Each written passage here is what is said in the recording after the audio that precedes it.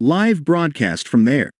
Yellowstone volcano emits huge flames after magma rises to the surface.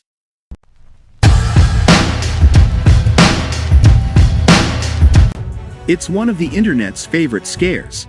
A supergiant volcano slumbering beneath Yellowstone National Park has somehow come to life and put us all out of our misery.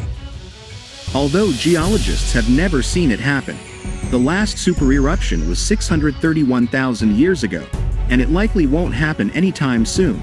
They now have a pretty good idea of what they'll see, and they know they haven't never seen anything like this before.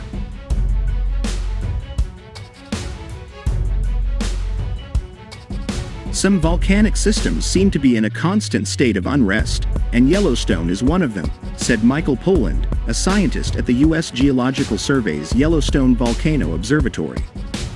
The riots are of scientific interest, which is why researchers are monitoring the region from land and space.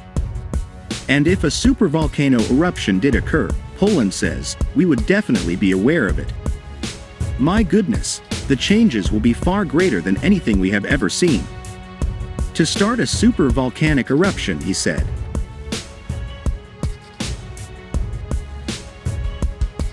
A large amount of magma would need to rise to the surface, and this would have very obvious consequences.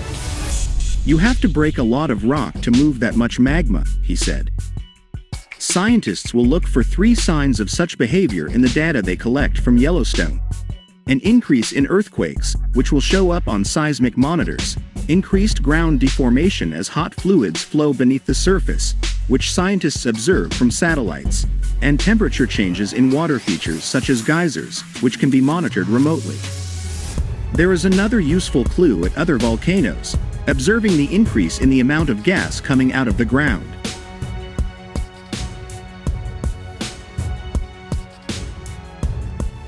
But this won't help much in Yellowstone, because unlike traditional volcanoes that produce gas at a specific point, gas releases in Yellowstone will be spread over a very wide area, making it difficult for scientists to spot. It sounds bad, of course, but the chances of something major happening are extremely small, Poland said. Yellowstone is an example of an extreme hazard, but it is also a very rare hazard.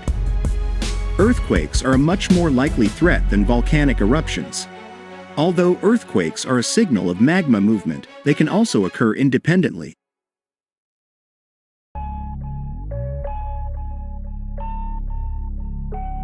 At more vulnerable volcanoes, Poland said, a large earthquake might trigger volcanic activity, but Yellowstone is too deep in sleep. It clearly hasn't reacted to any earthquakes in the last 70,000 years. Nevertheless, Poland and scientists like him continue to pay close attention to seismological data and everything else they can collect about Yellowstone. And in the next few years, scientists will have better information to work with. This is because NASA is working on a new radar satellite that will be better able to capture ground deformation, even when it is hidden under vegetation.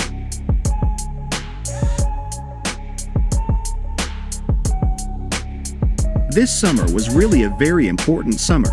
We did have a large earthquake cluster, and this is one of the largest earthquake clusters that we have detected over the last few decades, Poland said. But that's a reason to be curious, not afraid. We will learn something new about Yellowstone thanks to this herd. Poland said it was a strange experience to learn about something that many visitors fall in love with and many internet users fear. He tried to find a way to encourage the first party and convince the second party.